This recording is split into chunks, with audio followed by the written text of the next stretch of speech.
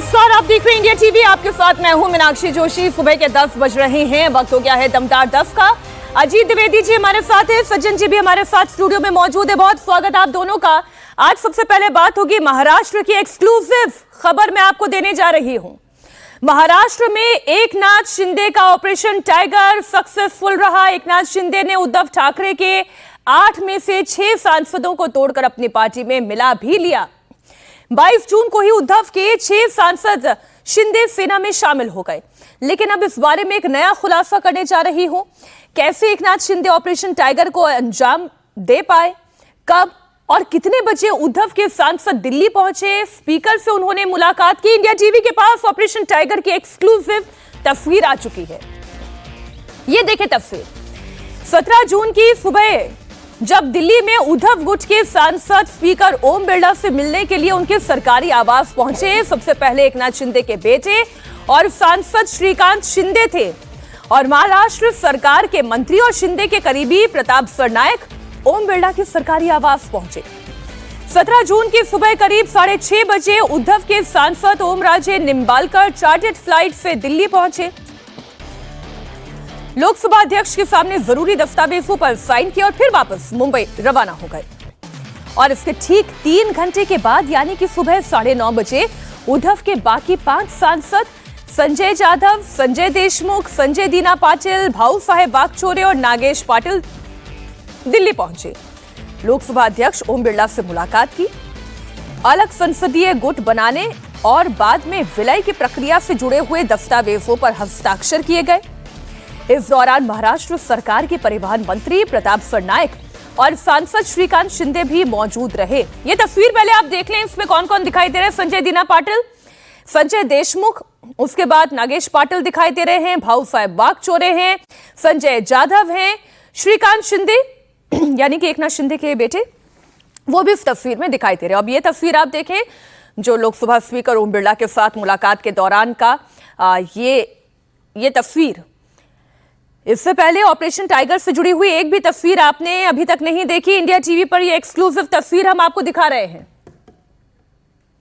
हमारे सहयोगी सचिन चौधरी ने यह पूरी खबर हम तक पहुंचाई है। सचिन इस वक्त मुंबई से हमारे साथ जुड़ चुके हैं। सचिन, मुझे अच्छे से ध्यान है आप लगातार ये इंफॉर्मेशन दे रहे थे, यही दमदार 10 का समय था, आप बता रहे थे मुलाकात हो रही है, सांसद पहुंच चुके हैं, ओम बिरला से मुलाकात हो रही है, लेकिन तस्वीर अब तक हमने नहीं देखी थी। आज वो तस्वीर भी आ गई है। सचिन जी, मीनाक्षी, हमने अपने दर्शकों को पहले ही बता दिया था कि यूबीटी शिवसेना के 9 में से 2/3 यानी कि 6 सांसद जो है टूट चुके हैं और वो दिल्ली पहुंचकर उन्होंने ओम बिरला से मुलाकात की थी। मुझे अच्छे से याद है, आप भी अपने दर्शकों को जानकारी दे रही थी कि मुलाकात का समय जो है चल रहा है। हालांकि तस्वीरें सामने नहीं आई थी क्योंकि पूरे ऑपरेशन में बहुत ही गोपनीयता रखी गई थी। इसमें 5 सांसद जो दिख रहा है, इसमें संजय दीना पाटिल, संजय देशमुख, नागेश अष्टीकर, भाऊ साहेब वाकचौरे, संजय जाधव। 6ठे सांसद जो है ओम राजे निम्बालकर, वो सुबह के ही 6:30 बजे की फ्लाइट से दिल्ली लैंड कर चुके थे। चार्टर्ड फ्लाइट से आए थे, स्पेशल फ्लाइट उनके लिए अरेंज की गई थी पुणे से, और वो आकर ओम बिरला से मिल गए थे और उन्होंने अपने हस्ताक्षर भी कर दिए थे। तो इस तस्वीर में 5 सांसद दिख रहे हैं और 6ठे साइन करके पहले ही जा चुके थे। और उसके बाद हमने देखा कि कैसे ही 4 दिन के बाद ये पूरे सांसद मुंबई में इकट्ठा है और सबने जो है शिंदे शिवसेना में प्रवेश भी कर लिया और जो है शिंदे शिवसेना को ज्वाइन भी कर लिया। तो ये पूरी तस्वीर जो है एक तरह से सबूत है कि जो खबर इंडिया टीवी दिखा रही थी कि किस तरह से 2/3 सांसद टूट चुके हैं, इसको लेकर बहुत कयास लगाए जा रहे थे कि ऑपरेशन फेल होगा, नहीं होगा, 6 के आंकड़ा जुटा पाएंगे, नहीं जुटा पाएंगे, लेकिन इसमें कोई किंतु परंतु नहीं था। हमने शुरू से बता दिया था कि ये तस्वीर जो है इसका सबूत है कि 2/3 सांसद टूट चुके थे और ये तस्वीर आप सामने आई है। जिस तरह से ओम बिरला से वो मिल रहे, श्रीकांत शिंदे पूरी अगुवाई कर रहे थे। बिल्कुल सचिन, जो आपने खबर दिखाई इंडिया टीवी पर, उस खबर की पुष्टि ये तस्वीर एक बार फिर से करती है। इंडिया टीवी के पास जो एक्सक्लूसिव तस्वीर है सचिन चौधरी ने हमें भेजी है, वो तस्वीर हम आपके सामने रख रहे हैं। बहुत शुक्रिया सचिन आपका इस पूरी जानकारी के लिए। तो बागी तो थे ही, ये पता था, सचिन बता रहे थे कौन कौन बागी है ये भी पता था, लेकिन बस तस्वीर का इंतजार था। अब ये तस्वीर भी सामने आ चुकी है। उद्धव ठाकरे की पार्टी डिसमेंटल हो रही है। बिल्कुल, उनके लोकसभा के 6 सांसद टूट गए हैं और जो अभी सचिन चौधरी बता रहे थे कि जो सिक्रेसी बरती गई और जो समस्या एक आ रही थी, वो समस्या सिर्फ ओमराजे निम्बालकर को लेकर के आ रही थी, जो सुबह अलग से लाए गए यहाँ और दस्तखत करके चले गए, क्योंकि उनके पिता की हत्या हुई थी पवन राजे निम्बालकर की, और उस हत्या में पद्म सिंह पाटिल का नाम आ रहा था जो सुनेत्रा पवार के भाई हैं। तो एक मामला ये चल रहा था कि अगर पद्म सिंह पाटिल को सजा नहीं होती है, ये ओमराजे निम्बालकर की शर्त थी कि उनके पिता की हत्या के आरोपियों को सजा हो, वो फिर हर सब चीजें करने के लिए तैयार है। हालांकि संयोग ऐसा हुआ कि वो दस्तखत करके चले भी गए, वो शामिल भी हो गए एकनाथ शिंदे, और उधर पद्म सिंह पाटिल अदालत से बरी भी हो गए। खैर वो मामला एक अलग चलेगा, लेकिन वो एक हिच था, एक समस्या आ रही थी। लेकिन ये तय हो गया था कि 6 लोग टूट रहे हैं, और अब उस बात की पुष्टि करने वाली तस्वीरें हम लोग के सामने हैं। और अभी जब हम लोग संसद का ये सत्र आ रहा है, मानसून सत्र, तो उसमें देखेंगे कि ये 6 लोग जो है, हाँ, एकनाथ शिंदे के 7 एमएलए के साथ बैठे, 7 एमपी के साथ बैठे होंगे। मतलब शिंदे की जो शिवसेना है उसके 13 एमपी हो गए। उन्होंने बिना कुछ किए नीतीश कुमार की पार्टी को पीछे छोड़ दिया। नीतीश कुमार के 12 एमपी हैं, अब एकनाथ शिंदे के 13 एमपी है। वो चंद्रबाबू नायडू के बाद अब चौथे नंबर पर आ गए। चंद्रबाबू नायडू भी बिना कुछ किए तीसरे नंबर पर चले गए। वो दूसरे नंबर पर थे, लेकिन nationalist citizens party of India आ गई, जिसके 20 एमपी हो गए अचानक तृणमूल कांग्रेस से आकर के, तो वो दूसरे नंबर की पार्टी हो गई। अब ऑपरेशन टाइगर के अगले चरण पर नजर रखेगी, जो एकनाथ शिंदे कह रहे हैं कि उनके 20 में से 14 वहां तो चलिए ऑपरेशन टाइगर है, उसका अगला चरण जो है वो देखना है। आप शरद पवार की पार्टी और सुनेत्रा पवार की पार्टी, उद्धव ठाकरे के विधायकों पर भी इनके ऊपर हमारी नजर है। लेकिन नजर मध्य प्रदेश पर भी है। मध्य प्रदेश में अचानक से क्या हो गया? दतिया में बीजेपी के अंदर भयंकर बगावत हो गई, टिकट की लड़ाई सड़क पर आ गई। दतिया उपचुनाव में बीजेपी ने पूर्व गृह मंत्री नरोत्तम मिश्रा का टिकट काट दिया। इस पर उनके समर्थकों का गुस्सा भड़क गया। नरोत्तम मिश्रा के समर्थक भयंकर बवाल कर रहे हैं। नरोत्तम मिश्रा का टिकट कटने से भड़के समर्थकों ने बीजेपी ऑफिस पर कब्जा कर लिया। जिला अध्यक्ष समेत पूरी कार्यकारिणी ने सामूहिक इस्तीफा दे दिया। समर्थकों ने national highway 44 Jhansi Delhi highway बंद कर दिया। इसकी वजह से कई किलोमीटर तक लंबा जाम लग गया। जब पुलिस ने लोगों को समझाने की कोशिश की तो गुस्साए नरोत्तम मिश्रा के समर्थकों ने पुलिस पर ही पथराव कर दिया, जिसमें कई पुलिसकर्मी घायल हो गए। हालात को काबू में करने के लिए पुलिस ने आंसू गैस का इस्तेमाल किया। फिलहाल मौके पर सैकड़ों की संख्या में पुलिस बल की मौजूदगी है। बीजेपी के कार्यालय पर प्रदर्शनकारी मौजूद हैं। पुलिस लगातार उन्हें समझाने की कोशिश कर रही है। दतिया से नरोत्तम मिश्रा का टिकट कटा कैसे, इसके पीछे की कहानी क्या है, हम जानेंगे सज्जन जी से। लेकिन पहले एक रिपोर्ट आपको दिखा देते हैं ग्राउंड जीरो से। मध्य प्रदेश को बीजेपी की प्रयोगशाला कहा जाता रहा है, लेकिन इसी प्रयोगशाला में जो बगावत का ब्लास्ट हुआ है उसकी तस्वीर आपको दिखाऊं। ये इस वक्त बीजेपी कार्यालय आपको दिखाई दे रहा है, जिसपे अभी भी सैकड़ों समर्थक छत पर मौजूद हैं। और ये आप दृश्य देखेंगे, इन लोगों को समझाइश देने के लिए जो नारेबाजी, देखिए अब यहाँ पर नारेबाजी शुरू हो चुकी है। ये बीजेपी कार्यालय को बंधक बना के रखा गया, अगर ये कहा जाए तो गलत नहीं होगा, और कानून व्यवस्था सुचारू चले, इसलिए तस्वीरों में दिखाऊं कि इस वक्त रात से ही कलेक्टर और एसपी यहाँ मौजूद हैं, जिम्मेदारी निभाते हुए कि कोई भी जो उपद्रव की स्थिति हो उसे रोका जा सके। रात भर जो जाम लगा रहा उसे खुद ये पुलिस बल यहाँ पर बता रहा है कि किस तरीके से जैम को खुलवाने की कोशिश की गई, लेकिन नाराजगी बरकरार है। ये तस्वीर जो इस वक्त इंडिया टीवी आपको लाइव दिखा रहा है, इस तरीके की तस्वीरें राजनीति में, बीजेपी की राजनीति में कभी दिखाई नहीं दी, जहां पर पुलिस इसलिए खड़ी है कि जिस पार्टी की सरकार है उसी पार्टी के कार्यकर्ता उसी पार्टी का ऑफिस को कब्जा कर पथराव कर रहे हैं, और पुलिस कोशिश कर रही है समझाइश देने की और कानून व्यवस्था संभालने की लगातार। ये तस्वीरें आप देखिए, लगातार नारेबाजी ये रुक नहीं रही है। कल रात से इसी तरीके से जो पूरी की पूरी जो नरोत्तम मिश्रा के जो कार्यकर्ता हैं उनकी नाराजगी दिखाई दे रही है। और इस वक्त अगर हम कोशिश भी कर रहे हैं, कलेक्टर मौजूद हैं यहाँ, एक बार उनसे एसपी साहब से बात कर लेते हैं। सर, अभी भी ये टकराव की स्थिति दोनों तरफ से दिखाई दे रही है, कब ये खत्म होगा, कब ये चीजें समाप्त होंगी? 10-12 घंटे से तो ऊपर हो चुके हैं। नहीं, आप देख सकते हैं कि जाम खुल चुका है, जाम पूरी तरह से खुल चुका है और यातायात सुचारू हो चुका है। अभी जो बचा, बीजेपी ने नरोत्तम मिश्रा की जगह आशुतोष तिवारी को दतिया उपचुनाव से उम्मीदवार बनाया है। इससे लेकर लोकल लेवल पर बहुत नाराजगी है। नरोत्तम मिश्रा के एक समर्थक ने खुद पर पेट्रोल डालकर आत्मदाह करने की कोशिश की। रघुवीर सिंह कुशवाहा ने विरोध में इस्तीफा दे दिया। नगर पालिका अध्यक्ष समेत सैकड़ों की संख्या में कार्यकर्ता बीजेपी कार्यालय के अंदर मौजूद हैं। हाँ, इंडिया टीवी की टीम इस वक्त मौजूद है बीजेपी कार्यालय में, जहां पर समर्थकों की नाराजगी साफ तौर पर दिखाई दे रही है।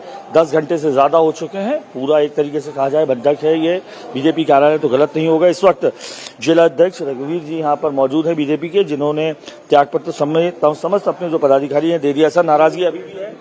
सभी कार्यकर्ताओं में नाराजगी है। उसी वजह से ये कार्यकर्ता जब से टिकट हुआ है तब से अभी तक कार्यकर्ता लगातार बाहर नारेबाजी कर रहे हैं। हम सब कार्यालय में बैठे हुए हैं, बाहर जाम भी लगाया था कार्यकर्ताओं ने, पुलिस ने भी, सारे कार्यकर्ताओं ने इस्तीफा दिया है। पार्टी अगर सही निर्णय लेती है तो हम सब पार्टी के साथ है।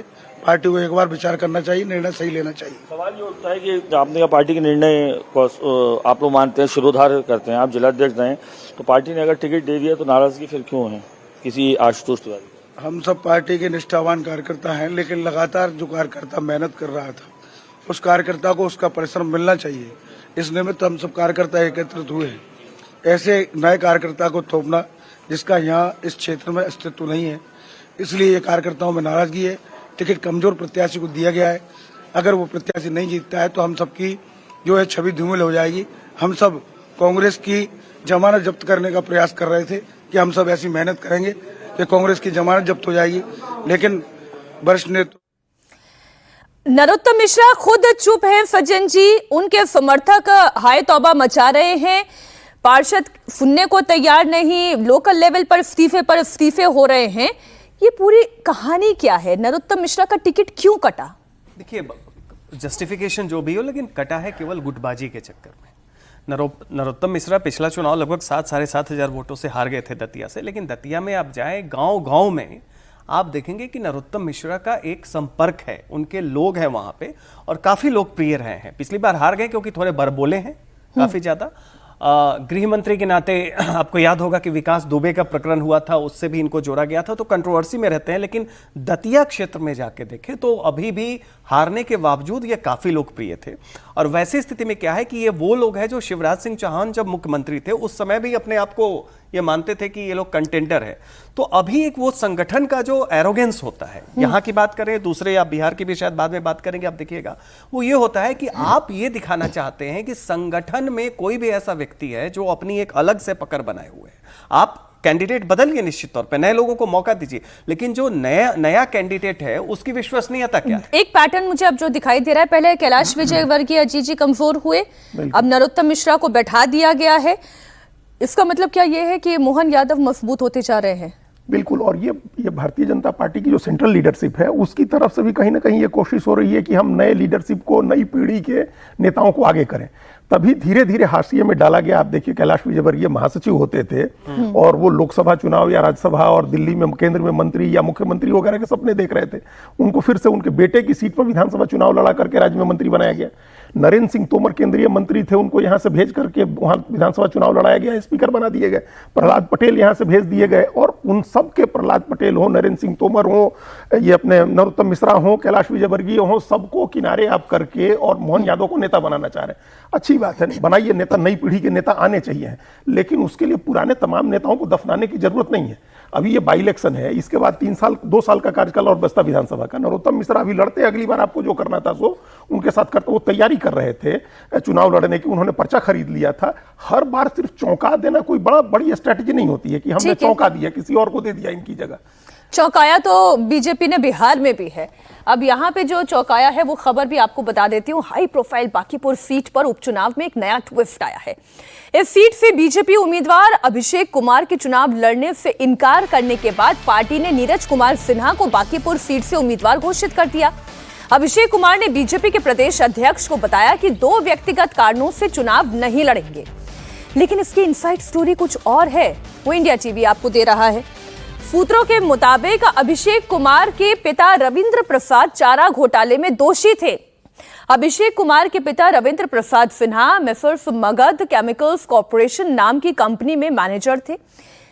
ये कंपनी चारा घोटाला में शामिल थी। रविंद्र प्रसाद पर अधिकारियों के साथ मिलकर फर्जी बिल के जरिए सरकारी खजाने से पैसा निकालने का आरोप था। सीबीआई कोर्ट ने 2022 में पूर्व मुख्यमंत्री लालू प्रसाद यादव के साथ जिन 75 लोगों को दोषी माना था, उनमें रविंद्र प्रसाद का नाम भी शामिल था। रविंद्र प्रसाद को 3 साल की सजा सुनाई गई थी। सीबीआई ने इस मामले में 2001 से 2003 के बीच 3 चार्जशीट फाइल की थी। सीबीआई ने इन्हें आरोपी बनाया था। डोरंडा ट्रेजरी केस में अवैध निकासी को लेकर लालू यादव समेत 99 अभियुक्तों पर सीबीआई कोर्ट ने फैसला दिया। इसमें लालू समेत 75 आरोपी दोषी करार दिए गए।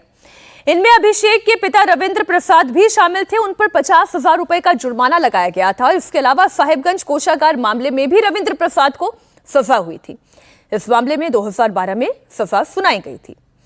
अब इस मामले में अभिषेक के माता पिता दोनों को चूंकि सजा हुई, सीबीआई का मामला था, स्पेशल कोर्ट में मामला चला, मामला चारा घोटाले से जुड़ा हुआ था। अजीत जी, तब फिर ऐसे व्यक्ति जिसके पिता के ऊपर इतने आरोप है, वो बांकीपुर से चुनाव कैसे लड़ता?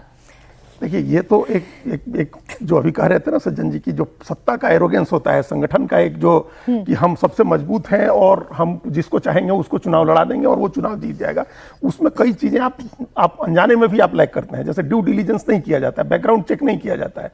ये अभिषेक कुमार पार्टी के साथ जुड़े हुए थे तो लेकिन ये फाइल तो लंबे समय से तैयार होगी, 35 साल से तैयार होगी। इतने लोगों को सजा हुई है, इतने लोग अभियुक्त हैं कि हर व्यक्ति का नाम हर व्यक्ति ध्यान में नहीं था लोगों के। हम ये इस बात पर एकदम बेनिफिट ऑफ डाउट देते हैं जो भाजपा के राष्ट्रीय अध्यक्ष नितिन नवीन को, उन्होंने चुना था इसको, लेकिन नितिन नवीन को इसकी जानकारी नहीं थी। परहैप्स उनको पूरी तरह से ये मामला पता नहीं था कि ये इनके माता पिता जेल जा चुके हैं या कन्विक्टेड हो गए हैं। हो सकता है कि कुछ सम्राट चौधरी को तो होगी, हो सकता है रही हो, लेकिन अब किसी ने बताया नहीं ये मामला और नॉमिनेशन हो गया।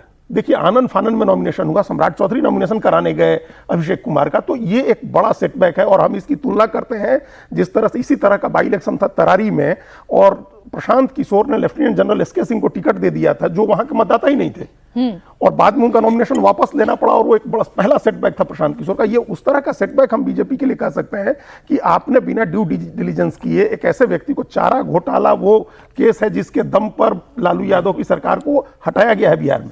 वो लोगों की एकदम जनरेशनल मेमोरी में है, कई जनरेशन की मेमोरी में वो चारा घोटाला रहेगा। और उस घोटाले के सजा याफ्ता व्यक्ति के बेटे को आप अगर टिकट देते हैं तो ये तो लंबे समय के लिए बीजेपी को सफाई देते रह जाती बीजेपी इस मामले में। हालांकि ये भी बताया जा रहा है कि अभिषेक ने नामांकन में गलत जानकारी भी दी थी।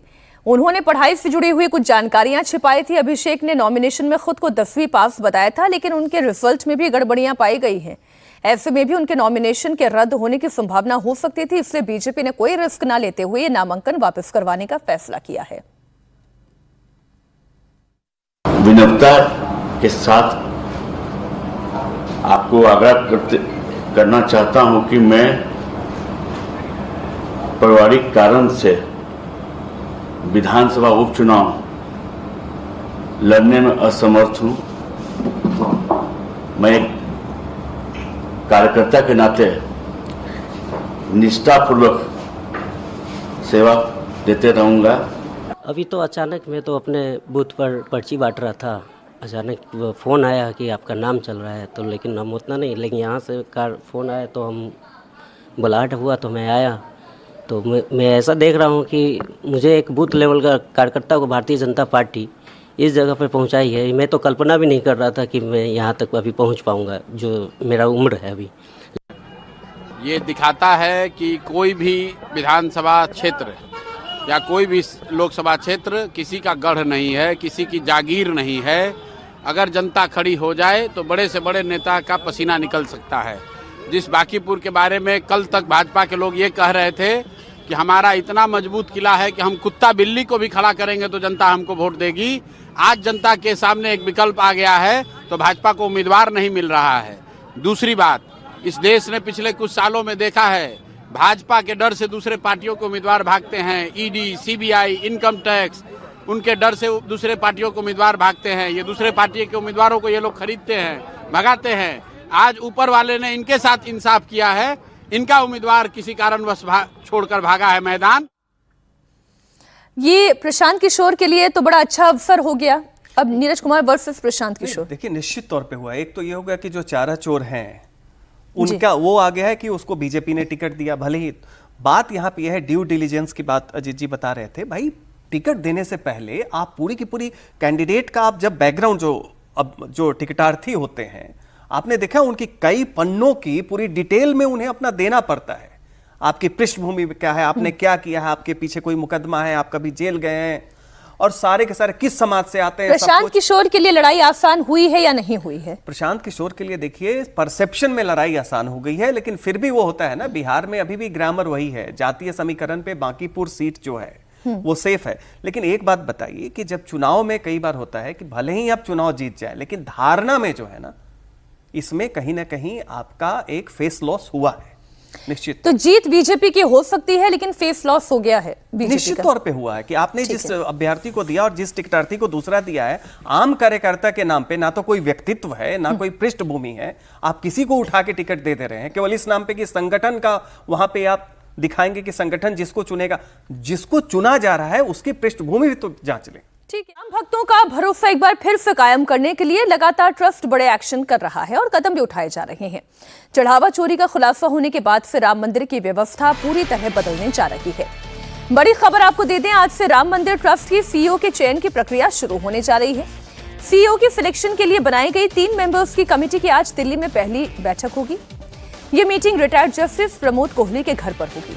बैठक में retired lieutenant general Vishnukant Chaturvedi मौजूद रहेंगे, जबकि कमेटी के तीसरे मेंबर सुरेश हावड़े वर्चुअली जुड़ेंगे। 3 सदस्यों वाली ये कमेटी राम मंदिर ट्रस्ट के सीईओ के लिए 3 नामों का सुझाव देगी। सूत्रों की माने तो 22 जुलाई को होने वाली ट्रस्ट की मीटिंग में सीईओ के नाम पर मुहर लग सकती है। ट्रस्ट अब राम मंदिर के ट्रस्ट के नियमों में भी बड़ा बदलाव करने जा रही है। राम मंदिर ट्रस्ट की डीड में बदलाव होगा। ट्रस्ट डीड में सीईओ की नियुक्ति का प्रोविजन जोड़ा जाएगा। ट्रस्ट के अध्यक्ष, महासचिव और ट्रेजरर के साथ साथ बाकी सदस्यों की जिम्मेदारियां भी तय की जाएंगी। इसकी जिम्मेदारी के पराशरण को दी गई है। पराशरण अपने सुझाव 22 जुलाई को होने वाली ट्रस्ट की मीटिंग में रखने जा रहे हैं। राम मंदिर के एडमिनिस्ट्रेशन के लिए एक सीईओ के सिलेक्शन के लिए है, ताकि एक अच्छे तरीके से एडमिनिस्ट्रेशन मंदिर की चलाई जाए, कि एक ऐसा आदमी सेलेक्ट किया जाए जिसका एडमिनिस्ट्रेटिव का एक्सपीरियंस हो, जो फाइनेंस के बारे में भी जानता हो, अकाउंटिंग भी समझता हो, और कमिटेड आदमी, डेडिकेटेड, और सबसे अच्छी जो ऊपर बात है कि वो कम से कम रिलीजियस माइंड का हो। ट्रस्ट ने रेजोल्यूशन अडॉप्ट किया है जिसकी कॉपी हमें भेजी गई है। उसके मुताबिक तो 1 माह का समय है। मेरा कोई भी इसमें किसी प्रकार की संस्तुति का प्रश्न ही नहीं है। ये तो एक उच्चतम स्तर की समिति बनाई गई है, उसमें आपको मालूम है न्यायाधीश उसके अध्यक्ष हैं संभवतः। वह अपना निर्णय संस्तुति सीधे ट्रस्ट को देगी और ट्रस्ट विचार करेगा। पूरी तरीके से चढ़ावा चोरी अपने में आप जानते हैं, हमारे कोषाध्यक्ष महोदय जो स्वामी गोविंद देव गिरी जी हैं, उन्होंने भी आप सभी से वार्ता की और बताया कि यह अपने में एक तरीके का कलंक है। एक तरीके से राम मंदिर में यह घटना घट गई, इसका हम सभी को एक खेद ही नहीं, एक तरीके से हम सभी उससे छोटापन महसूस कर रहे हैं। तो यह व्यवस्था का एक प्रश्न है, व्यवस्था में सुधार होगा, मुझे पूरा विश्वास है, और इस प्रकार की घटनाएं दोहराई नहीं जाएंगी। इधर मुख्यमंत्री योगी आदित्यनाथ राम मंदिर पर विपक्ष को लगातार जवाब दे रहे हैं। सीएम योगी कह रहे हैं कि समाजवादी पार्टी और कांग्रेस राजनीतिक फायदे के लिए नकली सनातनी बने बैठे हैं। ये आस्था की बात कर रहे हैं। कर्ण मंदिर का विवाद भी इन्होंने खड़ा करवाया था, और याद करिए, हम सबकी आस्था की प्रतीक अयोध्या में भगवान राम के मंदिर के निर्माण में भी सबसे बड़ी बाधा यही लोग थे। इनकी पीड़ा तो यह है कि अयोध्या में राम मंदिर कैसे बन गया। आपको देखते हुए आप जब अयोध्या धाम में दर्शन करने के लिए जाते हैं, आपकी कावड़ यात्रा निकलती है, तो मुझे लगता है कि अब आने वाले समय में समाजवादी पार्टी के अध्यक्ष भी भगवा बाना पहन करके आपके साथ कावड़ यात्रा में शामिल होने की प्रतीक्षा कर रहे हैं। उनको लगता है कोई उनको बुलावा दे दे तो वो अभी जाएं, पुष्प वर्षा करें। अब उनको माफी मांगनी चाहिए जो उन्होंने हनुमानगढ़ी के पवित्र धाम की सीढ़ियों पे किया था। दरअसल अखिलेश यादव जिस पिच पर सॉफ्ट हिंदुत्व पर चलने की कोशिश कर रहे हैं अजीत जी, उसी पिच को खुदरीला बनाने की कोशिश कर रहे हैं योगी आदित्यनाथ। वैसे तो वो पहले से ही है, लेकिन योगी आदित्यनाथ वही कर रहे हैं कि अब ये समय चला गया। नहीं, अभी दो चीजें, दो खबरें आपने दिखाई, तीन खबर। पहली खबर पर एक हाँ बिल्कुल करनी है, नया सीओ चुना जाएगा, बैठक होने वाली है आज। ये बड़ा अभी भी बड़ा ओपेक वेग सा दिख रहा है। थोड़ी स्पष्टता, थोड़ी पारदर्शिता होनी चाहिए जैसे कि 3 लोगों का नाम दिया जाएगा, तो वो 3 लोगों के नाम कहां से आएंगे। जैसे हम लोग देखते हैं कि प्रधानमंत्री की अध्यक्षता में सीबीआई का डायरेक्टर चुनने के लिए बैठक हुई, तो 66 पुलिस अधिकारियों के नाम आते हैं, उनकी सारी बैकग्राउंड जो आती है उसको चेक किया जाता है, उसमें से नाम चुने जाते हैं, फिर वो कमेटी के सामने रखे जाते हैं। ठीक है। तो अब ये जो कमेटी है 3 लोगों की, जस्टिस इनके पास नाम कहां से आ रहे हैं? और ये हावरे, इन लोगों के पास कहां से नाम आए हैं और किन लोगों के नाम आए हैं। ये कहा जा रहा है कि प्रशासनिक और वित्तीय कामों का अनुभव हो, तो एक पारदर्शिता इसमें यह होनी चाहिए है कि ये सर्च कमेटी ने ये 50-60 नामों की सूची बनाई, उन 50-60 नामों में से इस आधार पर ये 3 लोग चुने गए और फिर उनका नाम हम उसकी संस्तुति कर रहे हैं कि आप एक आदमी को चुनिए, ट्रस्ट चुनेगा एक आदमी को। अभी आप सर्च कमेटी की तरह काम कर रहे हैं, तो सर्च कमेटी ने कहां से नाम जुटाए हैं, किन लोगों के नाम जुटाए हैं। और एकदम जो सुरेश हावरे ने कल ही कहा, इंटरव्यू जिसका जिक्र हम कल भी कर रहे थे, कि राम में संपूर्ण आस्था रखने वाला व्यक्ति हो, तो राम में संपूर्ण आस्था रखने वाले व्यक्ति की तलाश आपने कैसे की है, कहां से की है।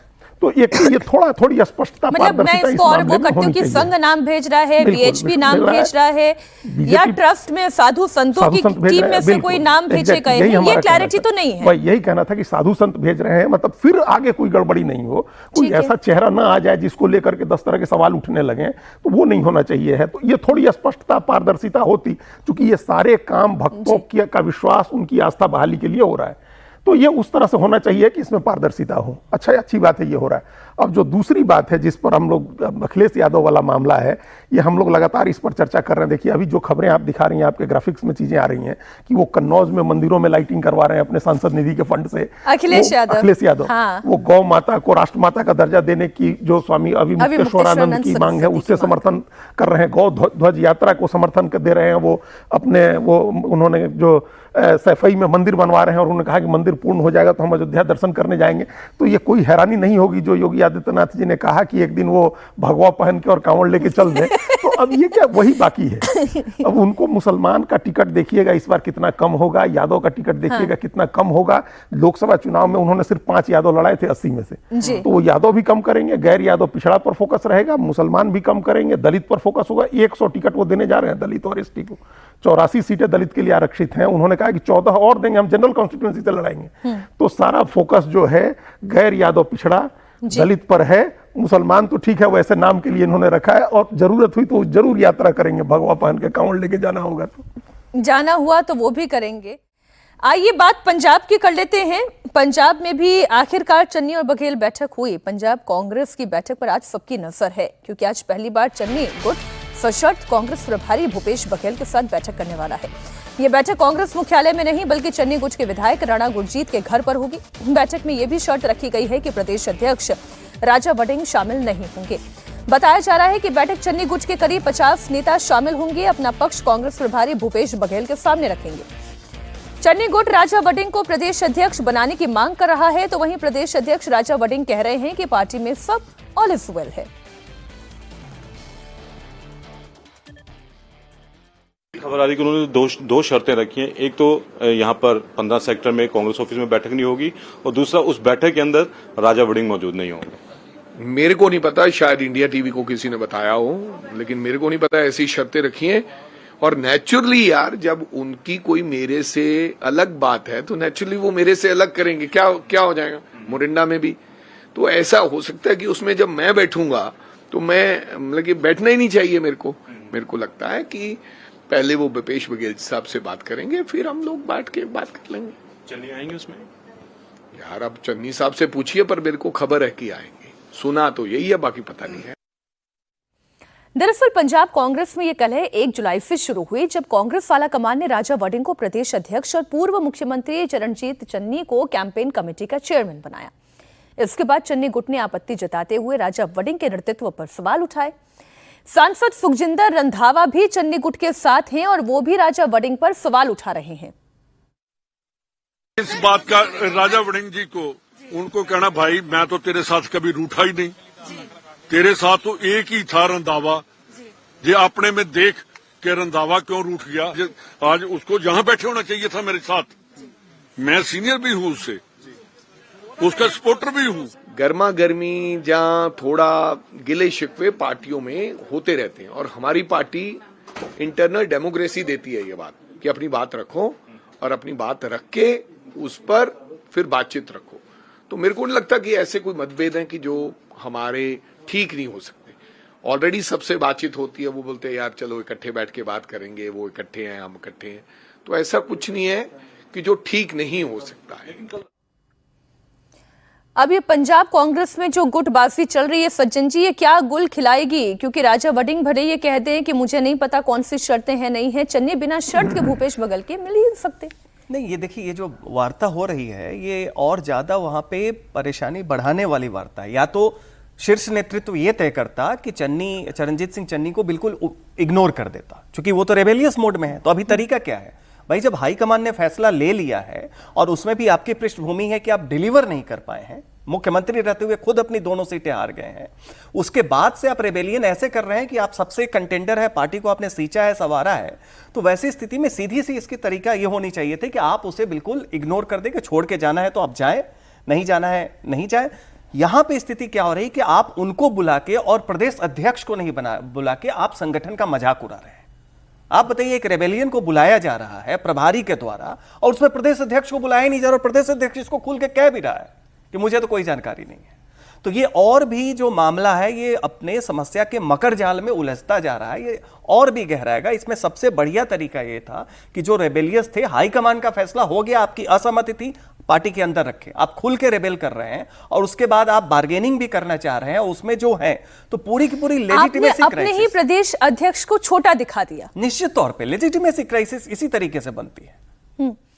एक और क्राइसिस है, लेकिन ये क्राइसिस E20 पेट्रोल को लेकर है। इस पर सियासत हो रही है, सोशल मीडिया पर तरह तरह के पोस्ट आ रहे हैं, मामला सुप्रीम कोर्ट तक पहुंच चुका है। कोई कह रहा है कि गाड़ी का इंजन खराब हो रहा है, कोई कह रहा है कि सरकार अपना पॉकेट भर रही है। इसमें पीआईबी ने फैक्ट चेक किया, पूरी डिटेल अपनी वेबसाइट पर डाली। पीआईबी ने पेट्रोल में इथेनॉल मिश्रण कार्यक्रम के इम्पैक्ट के बारे में जानकारी जारी की। इसके मुताबिक पेट्रोल में इथेनॉल के मिश्रण की वजह से देश को 1.97 लाख करोड़ रुपए विदेशी मुद्रा की बचत हुई है। 316 लाख मीट्रिक टन कच्चे तेल भारत ने बचा लिया है, और इतना ही नहीं, 952 lakh metric ton carbon dioxide का उत्सर्जन कम हुआ है, जिससे पर्यावरण की बचत हुई है। और 1.66 लाख करोड़ रुपए सीधे किसानों के खाते में ट्रांसफर किए गए हैं, यानी कि सीधे किसानों की आय में भी इजाफा हुआ है। अब पीआईबी ये भी बता रहा है कि इथेनॉल कोई नया ईंधन नहीं है। ब्राजील और अमेरिका जैसे देश दशकों से पेट्रोल में इथेनॉल मिलाते आ रहे हैं। भारत में 2001 में पायलट प्रोजेक्ट के तौर पर यह शुरू किया गया था, और 2006 में कई राज्यों में E5 यानी कि 5% मिलावट शुरू की गई थी। हालांकि पीआईबी ने यह भी माना कि E20 की वजह से कई गाड़ियों में 5% तक के माइलेज की कमी आई है। साथ ही यह भी बताया गया कि ईरान जंग के दौरान जब पूरी दुनिया में पेट्रोल की कीमतें आसमान छू रही थी, तो भारत में जो मामूली इजाफा हुआ है इसकी वजह E20 ही है। तो ये तो पीआईबी की तरफ से सारी बातें कही गई हैं।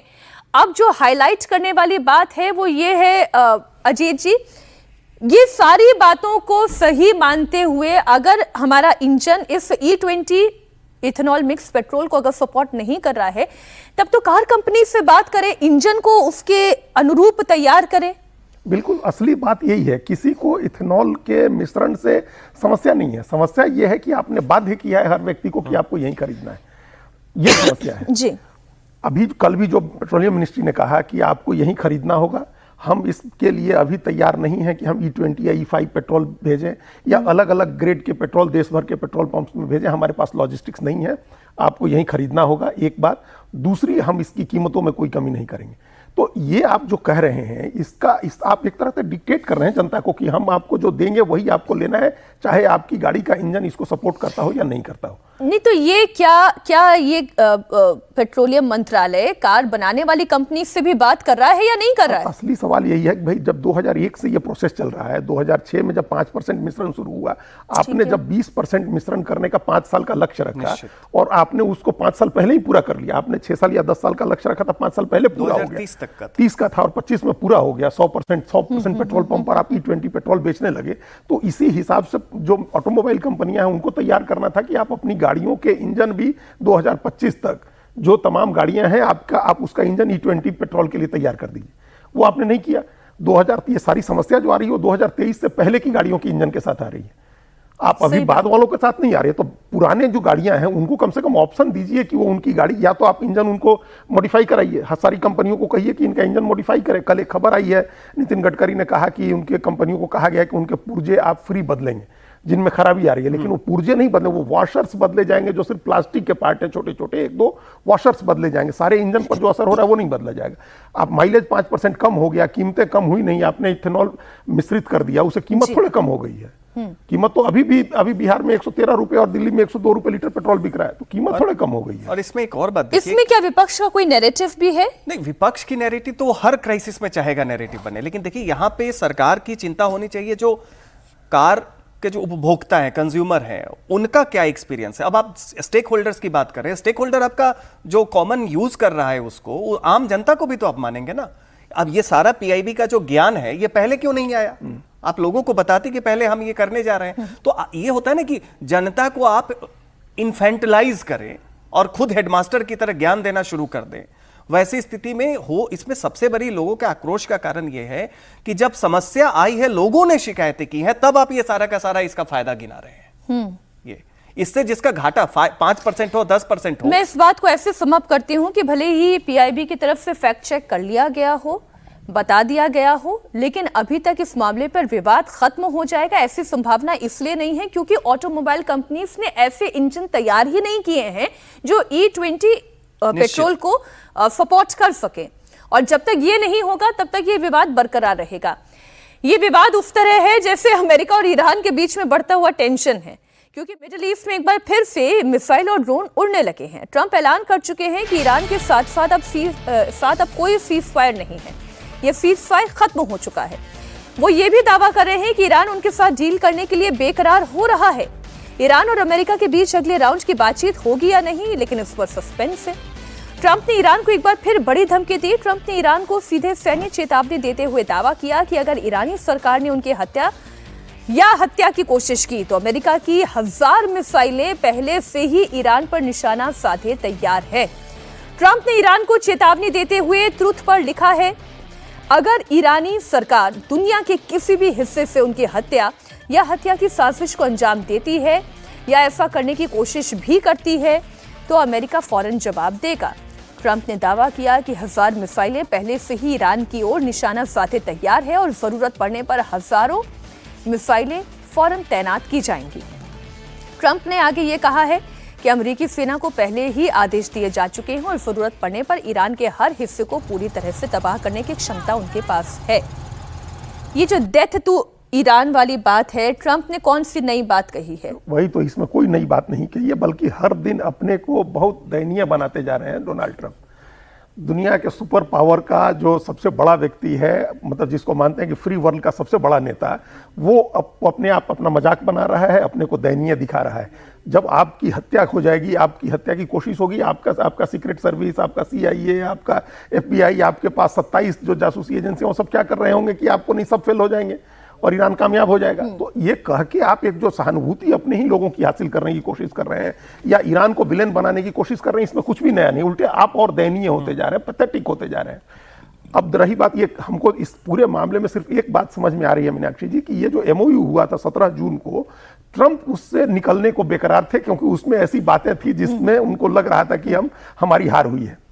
वो उससे निकलना चाह रहे थे। 28 जो लाख करोड़ रुपए का पैकेज देने की बात हो या अपना इनको परमाणु वाले मामले पर उसको बंद नहीं कराने की बात हो, होर्मुज खोलने की बात हो, फ्रीज जो संपत्ति फ्रीज है वो खोलने की बात, इन सब चीजों पर लग रहा था कि निकल के और नए सिरे से एक एमओयू हम डिस्कस करें। तो अब ये जो बात हो रही है 18 तारीख को बात होने की चर्चा हो रही है, 18 जुलाई की होती है नहीं होती है, लेकिन अब ये है कि नया एमओयू बने। ट्रंप अब उसको खत्म कर दिया, सीज फायर अब समाप्त हो गया 17 जून वाला, अब नया एमओयू बने, इसकी तैयारी में वो लगे हुए। ये जो शुरू से फिर से शुरू करने की बात डोनाल्ड ट्रंप कर रहे हैं, इसमें ईरान की बेकरारी है या नहीं, ऐसा कुछ दिखाई नहीं दे रहा है, क्योंकि अभी जितनी भी बातें हो रही हैं वो डोनाल्ड ट्रंप के ही जरिए एक तरफा बातें निकलकर सामने आ रही है।